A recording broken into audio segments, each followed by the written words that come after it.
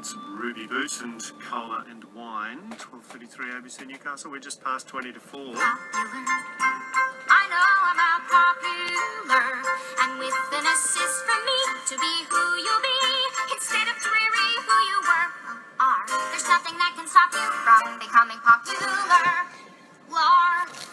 Have you ever thought about the jobs your kids are going to be doing in a few years' time?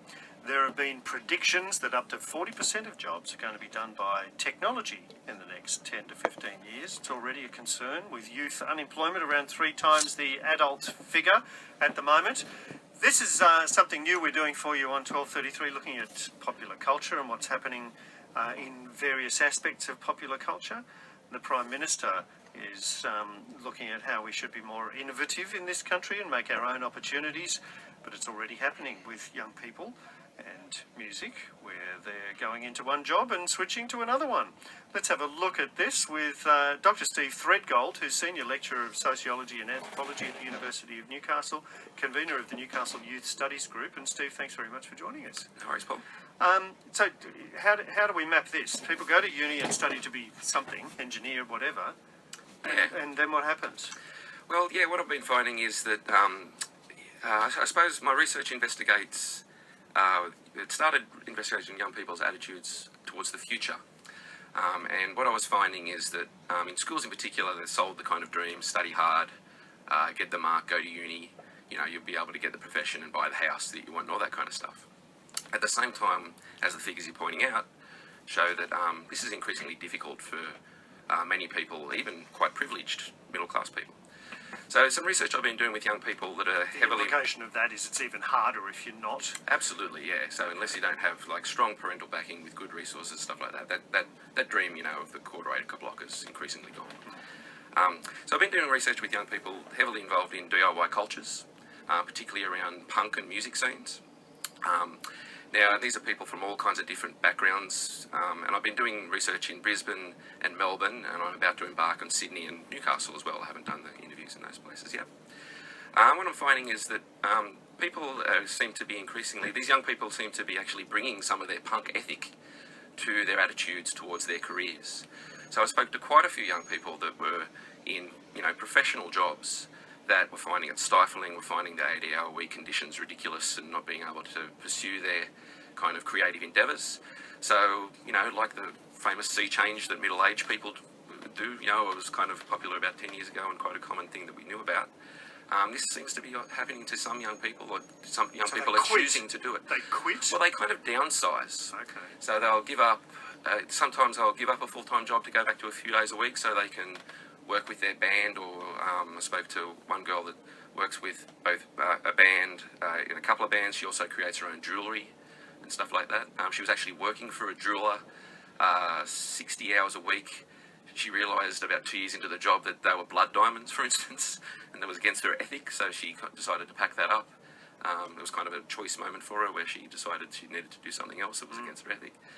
So you can see here there's these punk ideals, that kind of punk as an attitude, not as kind of a haircut and wearing safety pins. There's that kind of outsider attitude.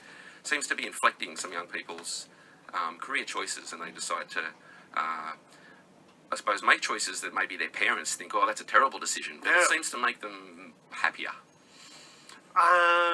In the short term or in the long term? See, as a parent, I'm going, yes, you'll be happy now.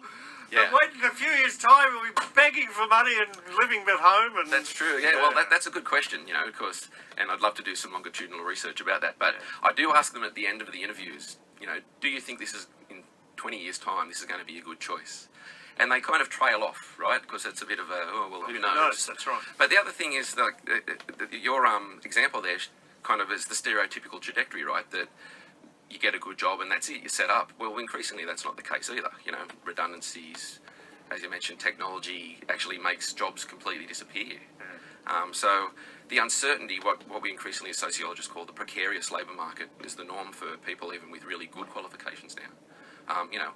As a person with a doctorate in a university, who knows what economic decisions are going to affect my life in 10 years? They might cut out our whole school. So it seems to me that these young people have actually accepted that risk and that precariousness, and they're kind of dealing with it in a way that they see fit and makes them happy and satisfied. Listeners may have had an experience with this themselves, or kids having a similar experience of scaling back the profession for which they had trained in order to pursue something they're more passionate about.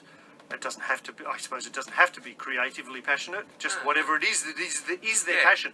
They go, here I can make money, but I'm absolutely without passion. If I do this, that's what I'm passionate about, but I can't make money. And some of them do say too that I wouldn't want to do, like say, I know one guy, for instance, he's in 7 different bands, some of them are reasonably well known. He can't make a living out of that, like, because no one buys music anymore, everyone downloads it. But he says to me, you know, I wouldn't want to have my economic life dependent on this, because he thinks it would affect his creativity. So he's happy working a kind of crappy job 3 days a week, so as long as he has a few days a week and a bit more time to be able to pursue that as well. So he sees this having a balance between, you know, economic concerns, but also, you know, the passions that he wants to invest his life in.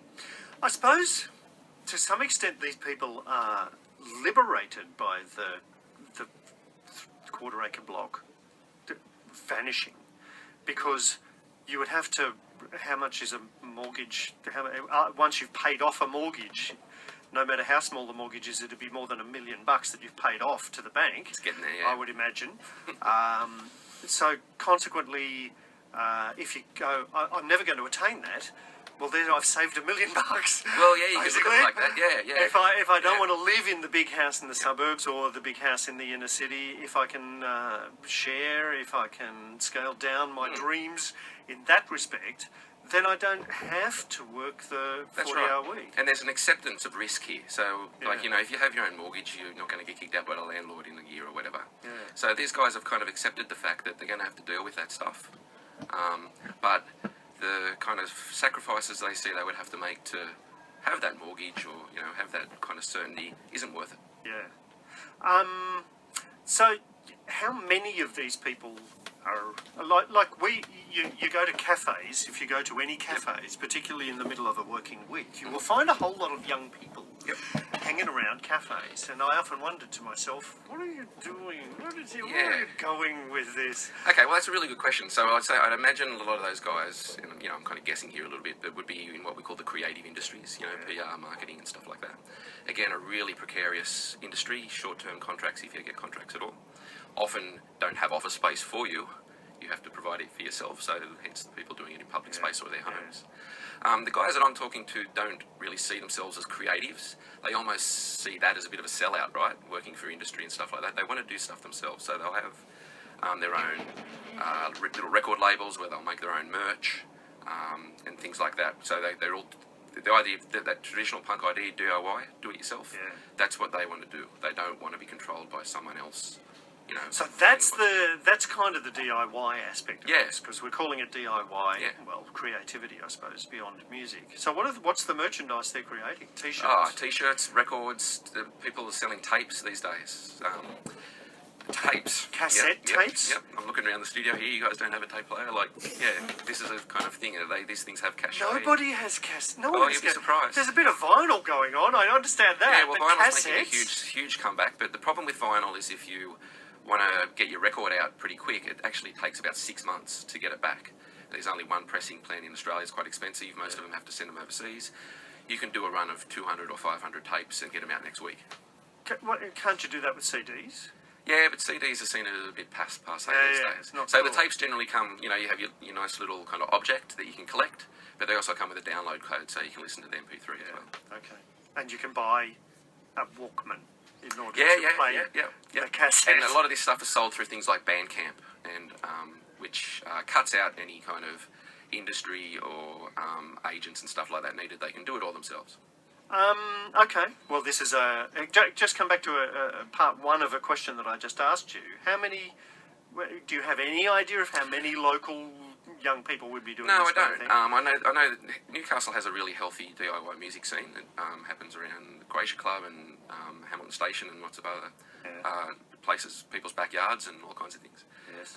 Those guys aren't making a living out of this at all, but they tend to be balancing their time, I suppose. They do enough work so they can have enough time to be able to We get a lot of them in here. In fact, performers who come in Yeah. and play live for us in the middle of the day have switched a shift. They Yep. go, I'll work late today Yep. with my paying job. Yep. But they've obviously got something flexible in Yep. order to be able to do it. Yeah. So that has its own affordances and advantages of being able to control your time somewhat, but it also has the negatives, right, of often being underemployed, zero contracts, come and work for me in the next hour or otherwise I'm not going to get you any shifts anymore and that kind of thing. So there's a play-off of the positives and negatives here, like all jobs. Indeed. But if they're happy and they're devastatedly unhappy if they don't do this, then... And I suppose when you look at the growth in markets, craft markets as well as fresh food markets, Yep. I suppose there would be a Certainly. bit of this going on And, there the, and too. the stuff that Marcus Westbury's recent ABC series about, what was it called? Bespoke. Bespoke, that's Yeah, right. so they're, again, good examples of doing kind of, in some ways, similar things. Not necessarily with a punk attitude of being an outsider. Maybe those guys have a bit of a more small business thing going on. But, yeah, there's this idea that you can kind of control your own creativity and, make somewhat of a living out of it. One of the bands that's doing this kind of thing is called Dick Diver. Can you tell me about them? Well, Dick Diver, some of the members of that band would be, you could describe as living these kind of lifestyles. Their music is, really interesting. It's about everyday life of being a young person, essentially, and actually a lot of their songs describe exactly what we're talking about. Okay, let's hear them. And bid you farewell, and thank you very much. Steve Threadgold, who is a Senior Lecturer in Sociology and Anthropology at the University of Newcastle, who stumbled upon this, doing some research and came up with an unexpected result. That is that you're getting people who spend a lot of time studying to be one thing and then make their lives more flexible so that they can be more creative in what time they can eke out. This is Dick Diver. Gap